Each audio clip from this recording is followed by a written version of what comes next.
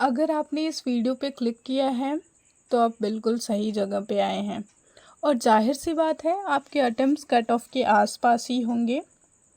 So I am going to present the complete analysis of RRB PO exam. Welcome to the world of Mirzapur की banker. So without wasting your time let's start the analysis of reasoning section. Reasoning section के दोनों दिनों के सभी shifts का analysis करने के बाद the thing that I concluded is puzzles में flat and floor puzzle, only day puzzle with 2 variable and day and month puzzle and box and floor puzzle, ये सभी कॉमन रहे हैं किसी न किसी शिफ्ट में। और यही हाल सीटिंग एंड अरेंजमेंट में भी रहे हैं, जिसमें लीनियर सीटिंग अरेंजमेंट सबसे ज़्यादा कॉमन रहा है।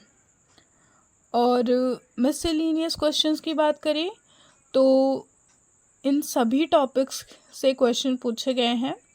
क्वांटिटी में भी डिफरेंट, जिसमें एस्पिरेंट्स को सबसे ज़्यादा परेशानी हुई है वो है blood relation. Now next moving towards the analysis of quant section, starting with the data interpretation, जिसमें सबसे ज़्यादा common tabular DI, double pie chart and caselet रहा है।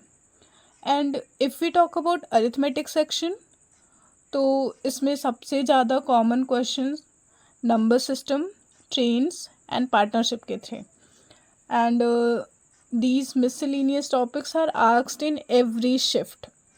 सो moving towards the next day, the exam was held in only 3 shifts on 4th August and the questions related to DI were similar to the previous day।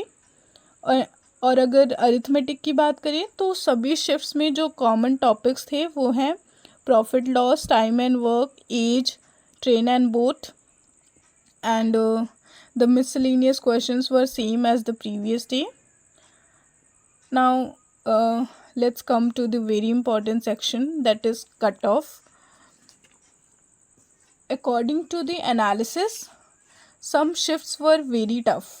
उसके बारे में हम ज़्यादा बात नहीं करेंगे, ये आप सबको पता ही होगा। But one thing is for sure that IBPS will do the normalisation according to the difficulty level of the exam.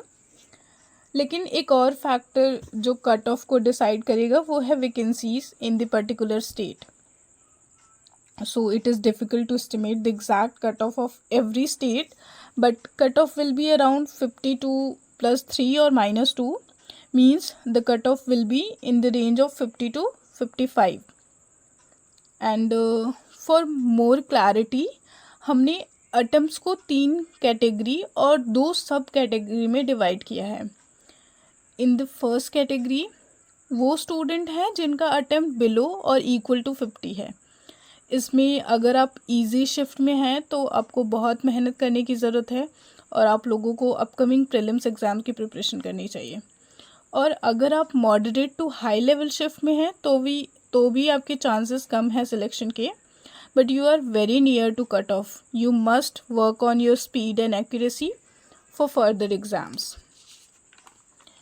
Now in the second category, if your attempts are 50 to 55 and if you fall in easy shift then your selection depends on vacancy and your accuracy। अगर आपका paper moderate to high level shift में था तो आपको definitely mains की preparation start करनी चाहिए। You will clear the cut off. और अब अगर थर्ड कैटेगरी की बात करें तो you should definitely prepare for mains if your attempts are 55 and above। So stay tuned with my channel for upcoming exam analysis and best strategy to ace IBPS PO and clerk exam in minimal duration।